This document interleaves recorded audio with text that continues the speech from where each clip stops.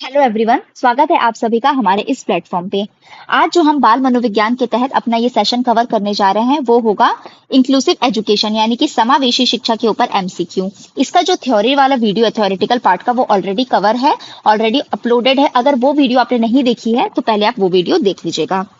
आज हम MCQ session अपना शुरू करने जा रहे हैं। बिना देरी के चलिए शुरुआत करते हैं इस सेशन की। सबसे पहला प्रश्न, समावेशी शिक्षा यानी इंक्लूसिव एजुकेशन के संदर्भ में स्कैप फोल्डिंग शब्द का क्या अर्थ है? ठीक, जिसे मैं इंग्लिश में भी लिख दूंगी, स्कैप फोल्डिंग। अब इस शब्द का क्या अर्थ होता है, किस संदर्भ में? समावेशी शिक्षा यानी कि इंक्लूसिव एजुकेशन के संदर्भ में।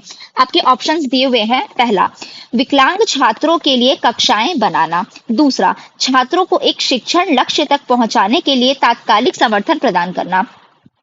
छात्रों के विभिन्न शैक्षणिक लक्ष्यों को अनदेखा करना। देखिए, जो भी नेगेटिव चीजें रहेंगी वो तो आपका आंसर नहीं रहेगा। अगर कोई चीज पॉजिटिव पूछी जा रही है तो उसका हम आंसर नेगेटिव में तो नहीं देखेंगे, तो अनदेखा करना तो बिल्कुल शामिल नहीं हो सकता है ना।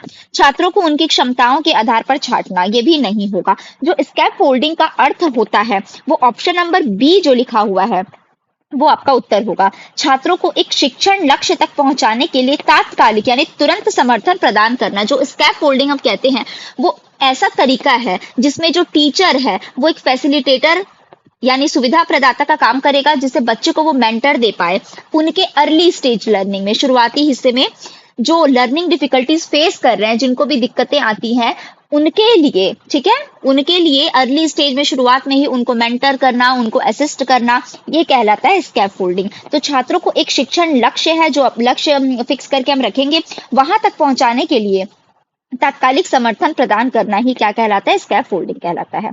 क्वेश्चन नंबर 2, विशेष आवश्यकता वाले बच्चों यानी कि जो चिल्ड्रन है जिन्हें स्पेशल नीड की आवश्यकता है उसे हम कहते हैं विशेष आवश्यकता वाले बच्चे। इनके लिए शिक्षा का प्रावधान निम्नलिखित द्वारा किया जाता है। इनके लिए, विशेष आवश्यकता वाले बच्चों के लिए शिक्षा का प्रावधान निम्नलिखित द्वारा किया जा सकता है। पहला, विशेष स्कूल में। दूसरा, एकीकृत शिक्षा में। याद करिए, मैंने आपको जब पढ़ाया था समावेशी शिक्षा उसके बारे में, तब मैंने आपको बताया था कि जो मेन स्ट्रीम एजुकेशन है यानी मुख्य धारा शिक्षा है वो इंटीग्रेटेड यानी एकीकृत और इंक्लूसिव यानी समावेशी शिक्षा, ये दो पार्ट्स पे डिवाइड रहता है। जो एकीकृत है यानी इंटीग्रेटेड है उसमें हम रेगुलर क्लासरूम से थोड़ा सा बाहर ले जाके दूसरे क्लासरूम में, सेपरेट क्लासरूम में, उनको जो विशेष आवश्यकता वाले बच्चे हैं उनको हम अटेंशन देने के लिए सेम स्कूल, रेगुलर स्कूल तो रहेगी जहां बाकी बच्चे भी है, लेकिन हम उनका विथड्रॉल करेंगे, पार्ट टाइम के लिए हम उनको दूसरे क्लासरूम में ले जाएंगे। जबकि इंक्लूसिव एजुकेशन मतलब इंक्लूड करना, यानी सेपरेट रूम में आप नहीं ले जाएंगे, क्लास सेपरेट क्लास में आप नहीं ले जाएंगे, रेगुलर स्कूल के रेगुलर क्लास में जहाँ सारे बच्चे हैं वहीं पे आप उनका विशेष ध्यान करेंगे, अलग से आप सपोर्ट प्रोवाइड करेंगे उनके लिए। आप जो भी सपोर्ट कर सकते हैं, एक स्पेशल एजुकेटर साथ में हो, ठीक, दीदी साथ में हो, जो भी जिनका भी आप सपोर्ट ले, लेकिन आप उस रेगुलर क्लासरूम में उनको साथ रखिए। तो ये होता है इंक्लूसिव एजुकेशन का कॉन्सेप्ट। अब इसमें बोल रहा है कि उन बच्चों के लिए शिक्षा का प्रावधान आपको कैसे करना चाहिए। सबसे पहला, विशेष स्कूल में। दूसरा, एकीकृत यानी कि इंटीग्रेटेड यानी अलग ले जाके, जैसे मैंने बताया रेगुलर स्कूल में ही।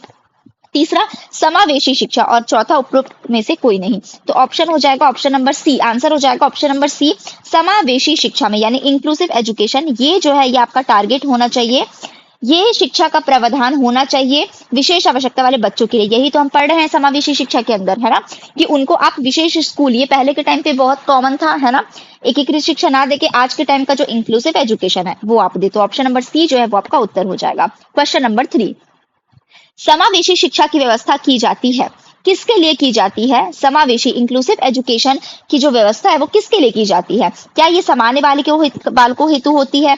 क्या ये विशिष्ट बालकों हेतु के लिए होती है? उनके लिए, दोनों के लिए होती है, या इनमें से कोई नहीं? तो आपका उत्तर हो जाएगा, देखिए, समावेशी शिक्षा। अगर ये चैप्टर आपने नहीं पढ़ा या वीडियो आपने नहीं देखी है तो हो सकता है आपको ये लगे कि ये सिर्फ और सिर्फ विशिष्ट बालकों हेतु होता है, लेकिन ऐसा नहीं है। इंक्लूसिव एजुकेशन को जब मैंने आपको डिटेल में बताया था तो मैंने यही बोला कि इंक्लूसिव एजुकेशन मतलब ही क्या होता है, जहां पे हर तरह के बच्चे, जिसमें कि सामान्य बच्चे भी आए प्लस विशिष्ट बालकों, दोनों तरह के बच्चे एक ही रेगुलर क्लासरूम में पढ़ाई करें, एक ही जगह रहें, एक ही इन्वायरमेंट पे रहे, ताकि एक दूसरे के साथ वो चीजों को अडॉप्ट करे, सीखे, एक दूसरे के साथ ग्रो करे। ठीक, तो समावेशी शिक्षा की व्यवस्था किसके लिए की जाएगी? दोनों के लिए। ऑप्शन नंबर सी जो है कि सामान्य बालकों हेतु भी प्लस विशिष्ट बालकों, दोनों के लिए समावेशी शिक्षा प्रोवाइड होती है।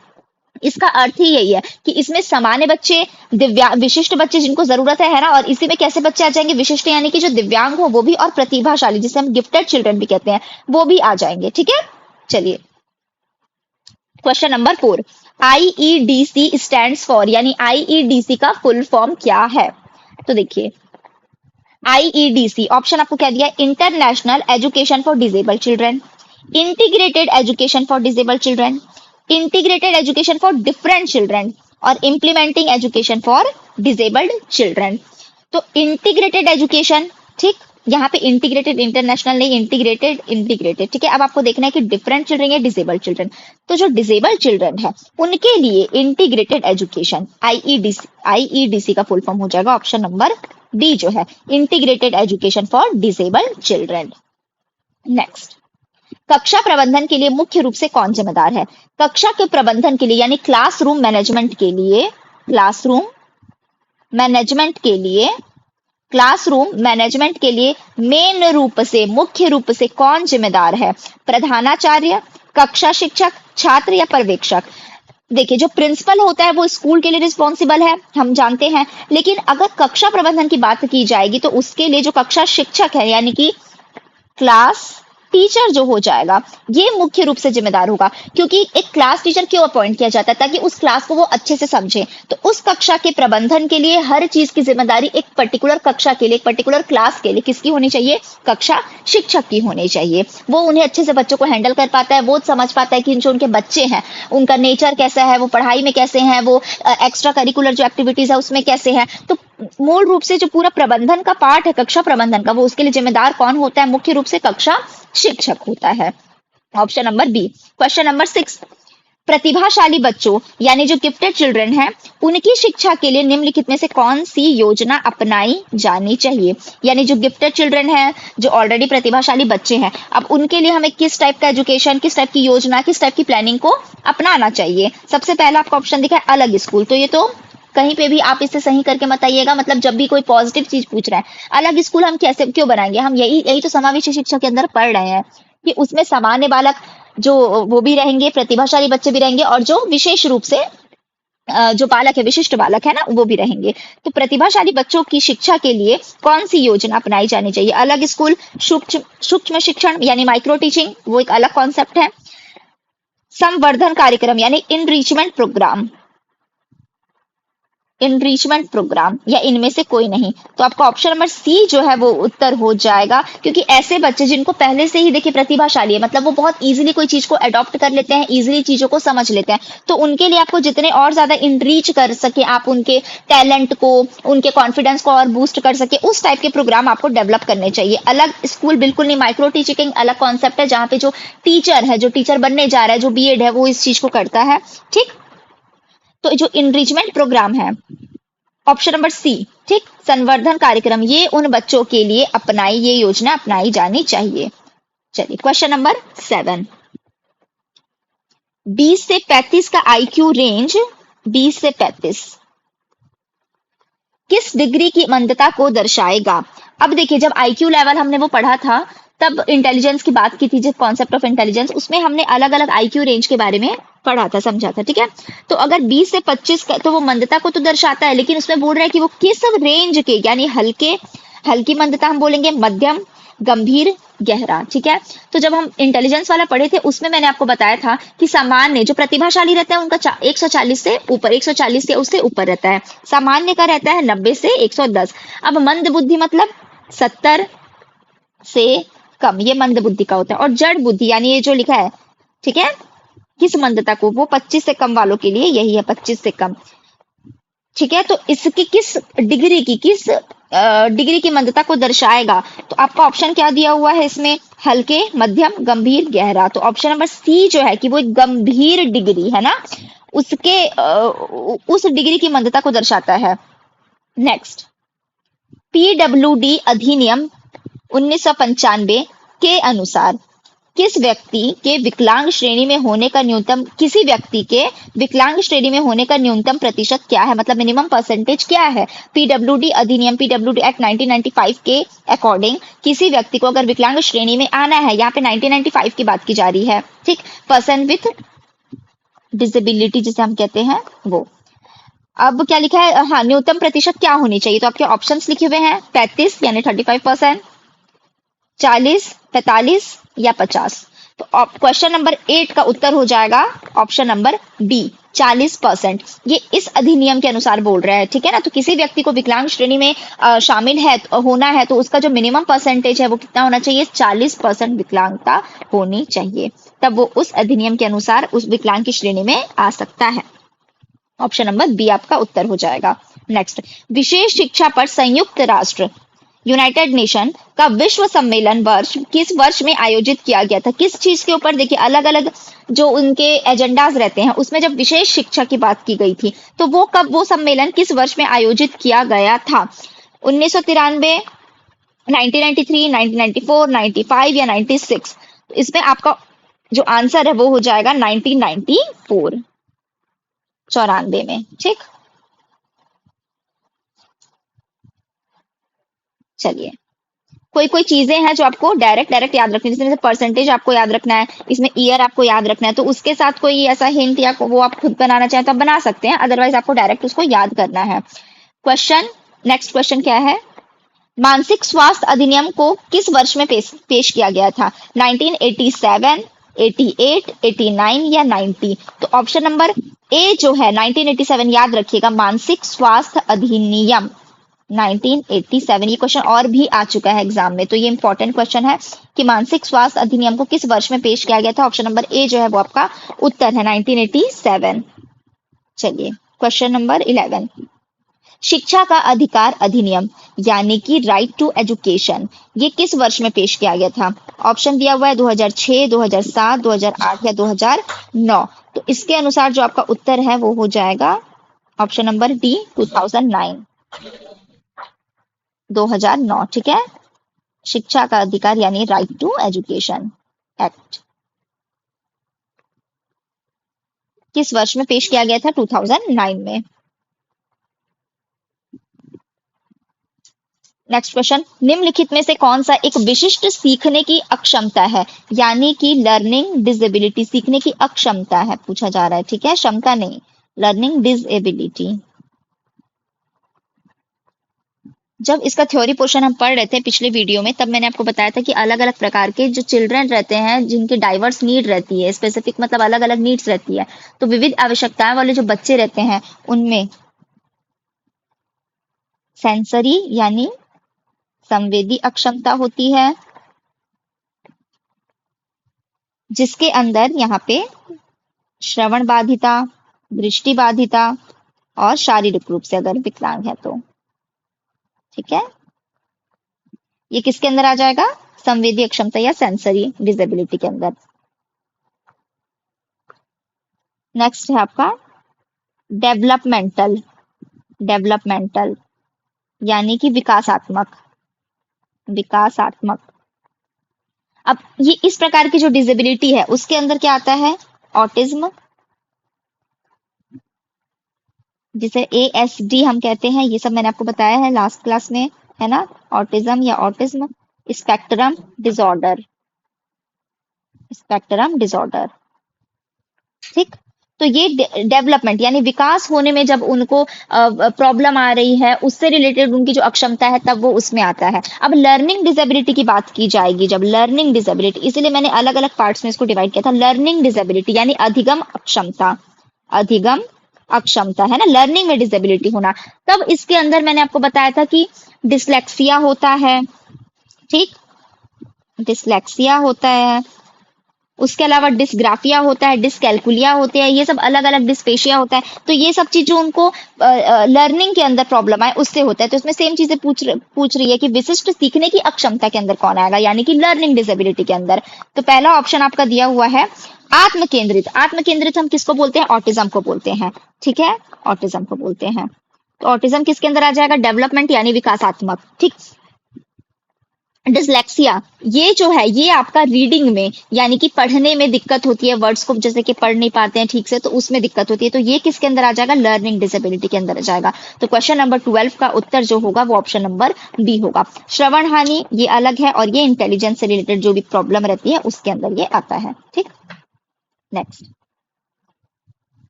ये क्वेश्चन हो चुका है, रिपीट है शायद, क्या आईडी, ये कुछ और था, एक बार मैं चेक कर ले रही हूँ। अच्छा, ये आईईडीसी था, आईईडीसी का फुल फॉर्म। हाँ,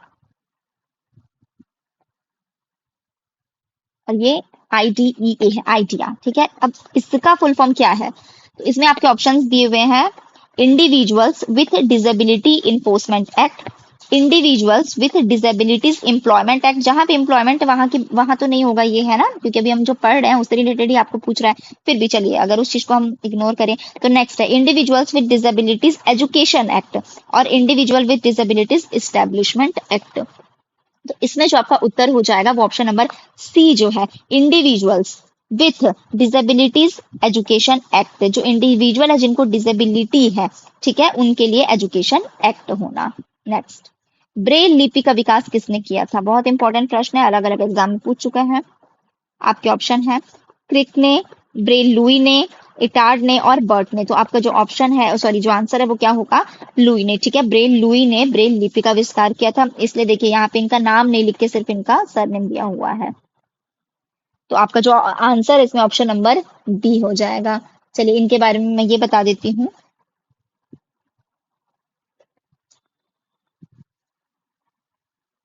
ब्रेल स्क्रिप्ट जिसे मैं इंग्लिश में बोलूंगी, ठीक है, तो ये किसने किया था, ब्रेल लुई ने किया था। ठीक, चलिए अब ये जो है ये खुद कैसे थे, ये दिव्यांग थे, यानी कि इनको ब्लाइंड ब्लाइंड थे। ठीक है, इन्होंने जो डिस्कवर किया था वो था ब्रेल स्क्रिप्ट का डिस्कवर किया था। जो जो अंधे हैं उनके लिए पढ़ाई वो कर पाए, वो सीख पाए, लर्न कर पाए, रीड कर पाए, इसके लिए उन्होंने एक स्क्रिप्ट बनाई थी। ठीक, जो किसके 63 कैरेक्टर्स जो हैं उनके ऊपर बेस्ड रहता है। इसमें अक्षर जो है वो उभरे हुए होते हैं, इसके बारे में आप सभी ने सुना होगा। अक्षर जो है वो उभरे हैं, जो इनके कैरेक्टर्स रहते हैं वो उभरे रहते हैं, जैसे कि हम अल्फाबेट्स लिखते हैं ए बी सी डी, तो वो उभरे हुए कैरेक्टर्स रहते हैं। जैसे ए के लिए 6 डॉट्स, ठीक है, सभी को 6 डॉट्स के हिसाब से रिप्रेजेंट करते हैं। किसी में 1 डॉट रिप्रेजेंट उभरा हुआ होगा, बाकी सब नॉर्मल रहेंगे, है ना, जो 6 हैं बाकी। तो एक एक जो अल्फाबेट्स हैं सभी के लिए कोड दिया हुआ रहता है, जिसको टच करके वो समझ सके, है ना। तो इन्होंने, इनका जब बर्थडे आता है, बर्थ डेट आता है, ठीक है, जनवरी 4, उस दिन ही हम वर्ल्ड ब्रेल डे भी मनाते हैं। तो अगर ये क्वेश्चन आ जाए वर्ल्ड ब्रेल डे कब मनाया जाता है, तो आपका उत्तर हो जाएगा जनवरी 4 में। ठीक, चलिए ठीक है, नेक्स्ट क्वेश्चन। समावेशी शिक्षा के प्रवर्तक थे, कौन थे इसमें से, बर्ट, आपका जो ऑप्शन दिया हुआ है बर्ट, इटार्ड, क्रिक और थॉमसन। ऑप्शन नंबर बी जो है क्वेश्चन 15 का ऑप्शन ऑप्शन इटार्ड, ठीक है, वो आपका उत्तर होगा। समावेशी शिक्षा के प्रवर्तक कौन थे, इटार्ड, उन्हें माना जाता है समावेशी शिक्षा के प्रवर्तक। ठीक, ऑप्शन नंबर बी, 14 का मैंने लिखा है, हाँ। चलिए नेक्स्ट, निम्नलिखित में से कौन सा समावेशी कक्षाओं के मुख्य विशेषताओं में से एक है। समावेशी मतलब इंक्लूसिव एजुकेशन, तो इंक्लूसिव एजुकेशन के लिए जो भी रूम्स हैं, यानी कि इंक्लूसिव एजुकेशन किसी स्कूल में फॉलो होना, उनके मुख्य विशेषताओं में से एक, मुख्य जो अलग अलग उनके कैरेक्टरिस्टिक होते हैं उनमें से कौन सा एक कैरेक्टरिस्टिक है। इसीलिए जब मैं पढ़ाती हूँ तो उसमें जो कैरेक्टरिस्टिक है बहुत डीप में तो नहीं, लेकिन हम ऊपर ऊपर उसे पढ़ते हैं, ताकि एग्जाम में इस टाइप का ही पैटर्न में क्वेश्चन आता है कि इसमें से कौन सा मुख्य विशेषताओं में से एक है या नहीं है, इस प्रकार के क्वेश्चन। ठीक, चलिए पहला ऑप्शन दिया हुआ है, शिक्षक कक्षा में विविधता के दायरे के साथ शिक्षक कक्षा को व्यवस्थित करते हैं, दायरे के साथ कक्षा को व्यवस्थित करते हैं। दूसरा, शिक्षक अक्षम विशेष बच्चों का विशेष ध्यान रखते हैं, जो सक्षम नहीं है उनका विशेष ध्यान रखते हैं। नेक्स्ट, शिक्षक मंद शिक्षार्थियों की सहायता के लिए विशेषज्ञों की सहायता चाहते हैं। और नेक्स्ट, जो शिक्षक है वो अक्षम विद्यार्थियों के प्रति सहानुभूति दिखाते हैं, मतलब सिंपैथी दिखाते हैं। तो इनमें से कौन सा मुख्य विशेषताओं में से एक है। ऑप्शन नंबर ए जो हो जाएगा, देखिए बाकी जो है वो एक निगेटिव रहता है, सहानुभूति दिखाना ये एक निगेटिव सेंस चले जाएगा, ठीक। तो इसमें पूछा जा रहा है जब समावेशी कक्षाओं की बात की जाएगी तो उसके एक मुख्य विशेषताओं में से कौन सा एक विशेषता है।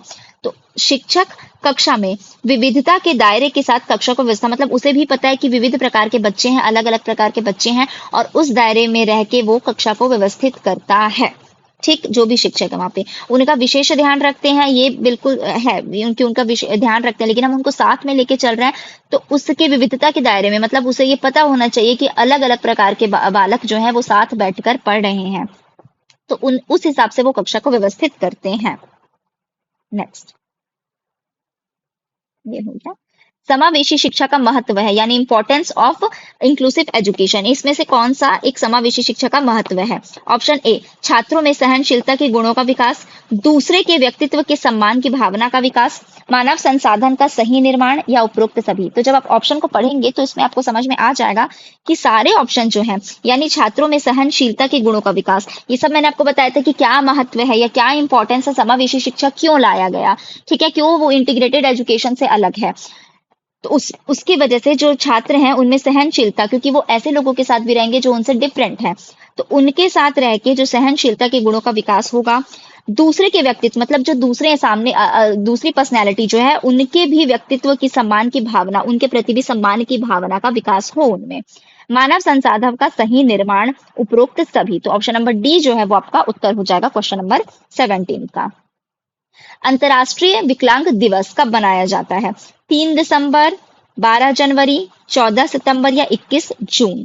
तो इसका जो उत्तर होगा वो ऑप्शन नंबर ए, 3 दिसंबर, ठीक है, याद रखिएगा 3 दिसंबर। अंतर्राष्ट्रीय विकलांग दिवस 3 दिसंबर, 3 दिसंबर को मनाया जाता है। विशिष्ट वर्ग के बालक नहीं होते हैं। अब देखिए सामान्य बालक प्लस विशिष्ट जो बच्चे हैं, दोनों इन दोनों को मिला के इंक्लूसिव एजुकेशन का कॉन्सेप्ट बनता है। तो विशिष्ट वर्ग के बालक इनमें से कौन नहीं होंगे। प्रतिभाशाली बालक, पिछड़े बालक, सामान्य बालक, या विकलांग बालक। तो आप ऑप्शन से समझ जाएंगे। सामान्य बालक को देखिए यहाँ पे मैंने अलग से लिखा है कि इंक्लूसिव एजुकेशन के अंदर सामान्य बालक प्लस विशिष्ट बालक रहेंगे। तो ये जो विशिष्ट बालक है इसके अंदर प्रतिभाशाली बालक भी आएंगे, इसके अंदर जो पिछड़े बालक हैं या विकलांग बालक हैं या जिनको लर्निंग डिसेबिलिटी है वो सारे किसके अंदर आ जाता है, विशिष्ट। तो जो सामान्य बालक है वो इनसे अलग हुए, है ना, सामान्य बालक अलग और विशिष्ट बालक। तो इस विशिष्ट के अंदर ये तीनों प्रकार के बालक आते हैं, ठीक। चलिए ऑप्शन नंबर सी जो है सामान्य बालक, वो विशिष्ट वर्ग के बालक नहीं होते, लेकिन दोनों के कॉम्बिनेशन से यानी सामान्य बालक और विशिष्ट बालक दोनों को मिला के ही इंक्लूसिव एजुकेशन का कॉन्सेप्ट बनता है। सामान्य बालक भी रहे जहां प्लस विशिष्ट बालक भी रहे। तो इस विशिष्ट बालक के अंदर हर तरह के, चाहे वो गिफ्टेड चिल्ड्रन हो, चाहे वो पिछड़े बालक हो, ये विकलांग हो, डिसेबल्ड चिल्ड्रन हो, या किसी भी प्रकार की जिनके में डिसेबिलिटी हो, वो सारे बालक किसमें आ जाते हैं, विशिष्ट वर्ग के बालक के अंदर आते हैं। तो क्वेश्चन 19 का ऑप्शन नंबर सी हो जाएगा आपका उत्तर।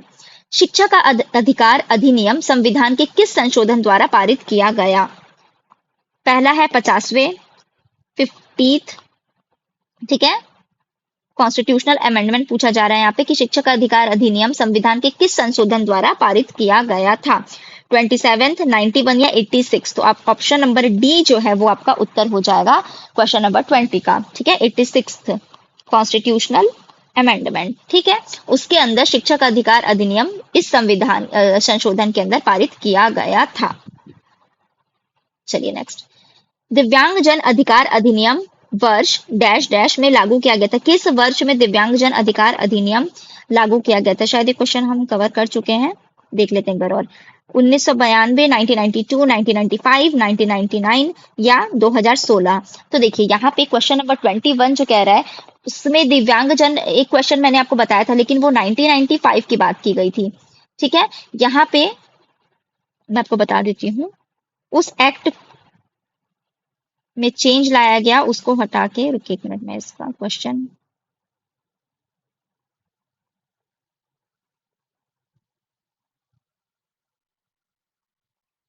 एक क्वेश्चन था जिसमें शिक्षा प्रबंधन प्रतिभाशाली,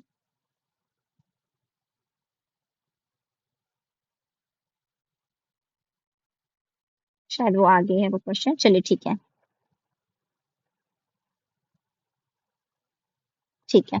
दिव्यांग जन अधिकार अधिनियम किस वर्ष में लागू किया गया था? तो इसका आंसर हो जाएगा 2016 में, 2016 में। ठीक है, आगे इसके बारे में आपको डिटेल बताऊंगी क्योंकि एक क्वेश्चन और आएगा इससे रिलेटेड। तो किस वर्ष में लागू किया गया था भाई? 2016 में। नेक्स्ट क्वेश्चन देखिए, संविधान के किस अनुच्छेद में शिक्षा को मौलिक अधिकार माना गया है, यानी कि फंडामेंटल राइट माना गया है? राइट माना गया है। ठीक, किस अनुच्छेद, किस आर्टिकल के तहत? 21A, 21A, 21B, 26 या 31A? अगर आपने पॉलिटी पढ़ा है तो ये चीज आप जरूर पढ़े होंगे। क्वेश्चन नंबर 22 का उत्तर जो है वो हो जाएगा 21A यानी 21। ठीक है, संविधान के किस अनुच्छेद में शिक्षा को मौलिक अधिकार माना गया? 21A। चलिए नेक्स्ट, डिसलेक्सिया किससे संबंधित है? डिसलेक्सिया की जब हम बात करते हैं, लर्निंग डिसेबिलिटी की हम बात करते हैं, तो उसमें अलग अलग टाइप के जो थे, डिसलेक्सिया था, डिसग्राफिया था, डिसकैलकुलिया। तो उसमें मैंने बताया था जो कैलकुलिया मतलब कैलकुलेटर से आप रिलेट कर सकते हैं, ठीक है, या कैलकुलेशन से रिलेट कर सकते हैं। तो वो मैथ्स से, गणित से रिलेटेड जो भी दिक्कत आएंगी, गणनाओं में संबंधित जो भी दिक्कतें आती है या डर रहता है, ठीक है, तो वो किस में आता है? डिसकैलकुलिया में। डिसलेक्सिया में क्या आता है? रीडिंग से में दिक्कत होती है, वर्ड्स पहचानने में दिक्कत होती है। डिस्ग्राफिया जो रहती है वो लिखावट में, ठीक है, खराब लिखावट रहती है या लिख नहीं पाते हैं वर्ड्स को देख के भी, ये डिस्ग्राफिया में होता है। अभी पूछ रहा है डिसलेक्सिया किससे संबंधित है, तो आपके ऑप्शंस दिए हुए हैं, गणितीय विकास, पठन विकार, व्यवहार संबंधी विकास या मानसिक विकास। तो इसके तहत जो आपके ऑप्शंस दिए हैं उसमें ऑप्शन नंबर बी जो है वो आपका उत्तर हो जाएगा। चलिए एक बार मैं इसके बारे में आपको और बता देती हूँ। दिव्यांग जन अधिकार अधिनियम 2016 में पारित किया गया था, लागू किया गया है मतलब, ठीक, 2016 के अंत में ये पारित किया गया था। जो वर्ष 1995, जो मैंने आपको बताया शायद इससे रिलेटेड क्वेश्चन आएगा या मैं आगे समझाऊंगी बोली थी, मैं उसको भी एक्सप्लेन कर देती हूँ। 1995 के दिव्यांग जन अधिकार अधिनियम, दिव्यांग जन अधिकार अधिनियम 1995, 1995 के दिव्यांगजन अधिकार अधिनियम, इसको क्या करता है भाई? निरस्त करता है, इसको निरस्त करता है, ठीक है, मतलब 2016 में जो ये अधिनियम आया, दिव्यांगजन अधिकार अधिनियम जो 2016 में आया, वो 1995 वाले जो अधिनियम है उसको निरस्त करता है। इसमें जो दिव्यांग विकलांगता है उसकी परिभाषा में बदलाव किया गया था। पहले 7 प्रकार थे, ठीक है, 7 प्रकार थे, उसको बढ़ाकर इसमें 21 प्रकार के जो आपके डिसेबिलिटी है उसको ऐड किया गया, मतलब टोटल 21 कर दिया गया। ठीक, साथ ही केंद्र सरकार जो थी वो इनके प्रकारों में वृद्धि की शक्ति भी उनको मिली है, चाहे तो वो और इसमें बदलाव कर सकते हैं, इसे और बढ़ा सकते हैं। तो जो विकलांग लोग हैं उनके हित में इसमें रिजर्वेशन की भी बात की गई है, तो इसमें कई सारी चीजें इंक्लूड किए गए हैं। तो 2016 में ये लागू हुआ था, जो 1995 के अपने ही उस पुराने अधिनियम को निरस्त करता है। चलिए नेक्स्ट, डिसलेक्सिया बता दिया हमने, पठन विकार यानी कि लर्निंग रीडिंग, ठीक है, लर्निंग डिसेबिलिटी है और उसमें भी कौन सा? ये रीडिंग से रिलेटेड है। क्वेश्चन नंबर 24, निम्नलिखित में से क्या समावेशी शिक्षा की चुनौती नहीं है, मतलब क्या उसके लिए एक चैलेंज नहीं है, समावेशी शिक्षा के लिए एक चैलेंज नहीं है? पहला, परिवर्तन का विरोध, ठीक है, पर्याप्त बजट, तो ये सब एक चैलेंजेस है, मतलब कि चुनौती है कि वो डील करना है, ठीक है, समावेशी शिक्षा को इन चीजों के साथ डील करना है, कहने का ये अर्थ रहता है। तो इसमें पूछा जा रहा है कि क्या एक चीज है जो उसके लिए चैलेंज नहीं है? पहला, परिवर्तन का विरोध, बिल्कुल ये एक चैलेंज है। पर्याप्त बजट, ये भी है एक चैलेंज, ठीक है, आप बजट ही नहीं प्रोवाइड करोगे और बात करेंगे हम अगर इंक्लूसिव एजुकेशन की, तो वो पॉसिबल नहीं है। अधिगम सामग्री की कमी, यानी जो टीचिंग लर्निंग मटेरियल्स होते हैं उसकी कमी होना, तो वो भी एक चैलेंज है। नेक्स्ट है आपका लचीला अधिगम वातावरण, यानी फ्लेक्सिबल लर्निंग जो इन्वायरमेंट है वो चुनौती नहीं है, तो ये बिल्कुल, ये तो उसके लिए अच्छी चीज है, ठीक है, ये उसके लिए चुनौती की बात नहीं है। चुनौती ये 3 चीज हो जाएंगे।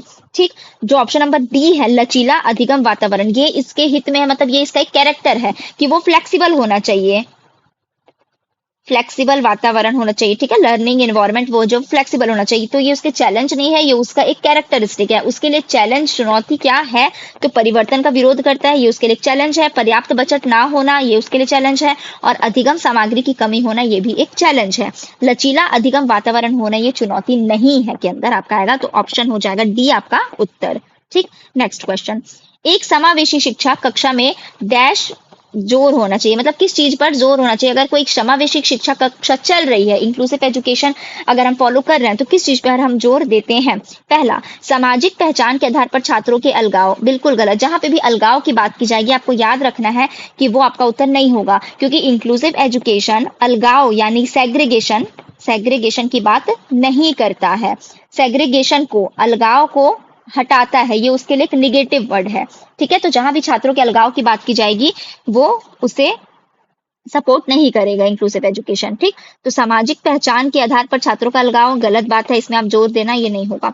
हर बच्चे के सामर्थ्य को अधिकतम करने के लिए अवसर प्रदान करना, ठीक है, मतलब जितनी भी उनकी एबिलिटी है या कैपेसिटी है, उसको अधिक से अधिक हम बढ़ाने के लिए अवसर उनको प्रदान करें। ठीक है, अलग अलग अपॉर्चुनिटी दें हम उनको। नेक्स्ट है प्रदर्शन अभिमुखी लक्ष्यों। किस चीज पे जोर होना चाहिए पूछा जा रहा है। अविभेदी समरूपी निर्देशों। तो जो आपके ऑप्शंस दिए हुए हैं उसके अनुसार ऑप्शन नंबर बी जो है, आप पढ़ेंगे तो आपको खुद समझ में आ जाएगा इसी से, कि हर बच्चे के सामर्थ्य जितनी भी कैपेबिलिटी होती है, क्योंकि हम इंक्लूसिव एजुकेशन में यही पढ़ रहे हैं, यही चीज समझ रहे हैं कि हर बच्चा अलग है, चाहे वो सामान्य बच्चा हो, विशिष्ट बच्चा हो, है ना। अब विशिष्ट बच्चे में भी अलग अलग आते हैं, तो उनके नीड्स को, उनकी जरूरतों को, उनके रिक्वायरमेंट को टीचर को समझना है, स्कूल इन्वायरमेंट को समझना है। ठीक, तो जोर किस चीज पे देना चाहिए, कि जो भी उनका सामर्थ्य है, जो भी उनकी कैपेबिलिटी है, उसको अधिक से अधिक, हम उनको और बैठा के नहीं रख सकते कि ये बच्चा कमजोर है बोल के, या उसको हम सेपरेट नहीं कर सकते हैं, हम उसका अलगाव नहीं कर सकते, बल्कि हमको उनको शामिल करके चलना है सभी के साथ। यही चीज कहता है इंक्लूसिव एजुकेशन। इसके लिए आपको उनको अलग अलग प्रकार के अवसर प्रदान करने होंगे, चाहे कोई भी फंक्शन हो रहा है स्कूल में किसी भी प्रकार का, चाहे बोलने की बारी आई तो उनकी जो भी कैपेबिलिटी है ना, इसे लिखा है कि हर बच्चे को उसके सामर्थ्य, ठीक है, उसके हिसाब से उसको आगे ले जाना है, मतलब अधिक से अधिक कैसे उस चीज को, उनकी कैपेबिलिटी को बढ़ाया जाए, उसको बढ़ाने के लिए उनको अवसर प्रदान करने पे जोर देना चाहिए। ठीक, चलिए नेक्स्ट क्वेश्चन। श्रवण दोष से ग्रसित बच्चों में दोष हो सकता है, मतलब सुनने की जो डिसेबिलिटी होती है, उस बच्चों में किस प्रकार का, कैसा दोष हो सकता है। सबसे पहले कान के अंदर, कान बाहर, ठीक है, ये लिखा हुआ है बाहर, कान के मध्य या उपरोक्त तीनों। तो क्वेश्चन नंबर 26 का जो उत्तर है वो हो जाएगा ऑप्शन नंबर डी। ठीक, ऑप्शन नंबर डी, यानी जो इस प्रकार के श्रवण जिनको सुनने में बाधिता होती है, अगर वो उससे ग्रसित बच्चे हैं तो दोष कहीं भी हो सकता है। ठीक है, चाहे वो कान के अंदर हो, कान के बाहर हो, या कान के मध्य हो। ठीक, नेक्स्ट, अंतरराष्ट्रीय विकलांग वर्ष कब घोषित हुआ था। 1981, 1982, 83 या 84। तो शायद ये क्वेश्चन हम कर चुके हैं। 1981 जो है वो आपका उत्तर होगा, ये क्वेश्चन रिपीट वाला है। ठीक, 1981 अंतरराष्ट्रीय विकलांग वर्ष, बहुत इंपॉर्टेंट प्रश्न है, 1981 याद रखिएगा। नेक्स्ट, समावेशी शिक्षा मानती है कि हमें डैश को डैश के अनुरूप बदलना है, यानी किस चीज को किसके अनुरूप बदलना है। सबसे पहला बच्चे को, यहाँ पे आपको इसको फिल करना है अगर, तो समावेशी शिक्षा मानती है कि हमें बच्चे को व्यवस्था के अनुरूप बदलना है। नेक्स्ट, समावेशी शिक्षा मानती है कि हमें व्यवस्था को बच्चे के अनुरूप बदलना है, परिवेश को परिवार के अनुरूप बदलना है, या बच्चे को परिवेश के अनुरूप बदलना है। तो याद करिए, इंक्लूसिव एजुकेशन में मैंने आपको ये बताया था कि जो एजुकेशन सिस्टम है, यानी जो शिक्षा की व्यवस्था है, इसमें हमें बदलाव करना है। इस सिस्टम को स्टूडेंट्स के हिसाब से, यानी बच्चे के हिसाब से हमें व्यवस्था का समायोजन करना है। ठीक है, एजुकेशन सिस्टम को स्टूडेंट्स के हिसाब से, मतलब देखिए वो पहले का टाइम था कि जो एजुकेशन सिस्टम एक बना हुआ है उसके अनुरूप हम हर बच्चे को ढालते थे, लेकिन अभी के अनुसार समावेशी शिक्षा क्या कहती है, उसका कॉन्सेप्ट क्या कहता है कि जो व्यवस्था है, एजुकेशन सिस्टम है, वो बदलना चाहिए, वो समायोजन करना चाहिए। वो किसके अनुरूप बदलना चाहिए, बच्चे के, मतलब बच्चा आपका वैसा ही है, आपको बच्चे के हिसाब से अपने एजुकेशन को बदलना रहेगा। ठीक, तो याद रखिएगा, इसमें आपका उत्तर पहला जो होगा वो ध्यान रखिएगा, वो नहीं होगा कि हमें बच्चे को व्यवस्था के अनुरूप बदलना है, ये बिल्कुल गलत पॉइंट हो जाएगा।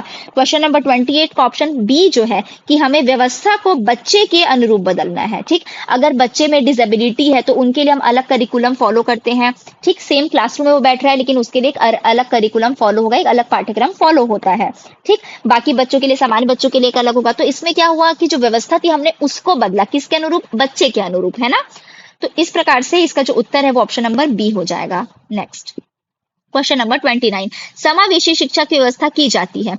अब किसके लिए की जाती है, ये क्वेश्चन भी अलग फॉर्म में आया है, बाकी रिपीटेड क्वेश्चन है। लिखा हुआ है सामान्य बालकों हेतु रहती है समावेशी शिक्षा, विशिष्ट बालकों हेतु होती है, दोनों प्रकार के लिए होती है, किसी के लिए नहीं। तो ऑप्शन नंबर सी जो है वो आपका उत्तर हो जाएगा। अभी तक आप समझ ही चुके होंगे कि सामान्य बालक और विशिष्ट बालक दोनों प्रकार के बालकों हेतु समावेशी शिक्षा की व्यवस्था की जाती है। ठीक, ऑप्शन नंबर सी जो है वो आपका उत्तर हो जाएगा। एग्जाम में याद रखिएगा समावेशी शिक्षा को सिर्फ विशिष्ट बालकों हेतु मत लिख के आइएगा, इसमें दोनों प्रकार के बालक होते हैं, समान प्लस विशिष्ट। डिसकैलकुलिया का संबंध है। अब डिसकैलकुलिया जब हमने डिसलेक्सिया की बात की थी तो रीडिंग की बात की थी, डिसग्राफिया की बात की जाएगी तो राइटिंग की, ड्राइंग की, उसकी बात की जाएगी, और डिसकैलकुलिया की बात की जाएगी तो आप गणित गणनाओं जो है उनसे रिलेटेड मैथ्स में दिक्कत होना उसको कहते हैं। तो ऑप्शन नंबर ए जो है वो आपका उत्तर हो जाएगा, गणितीय अक्षमता से।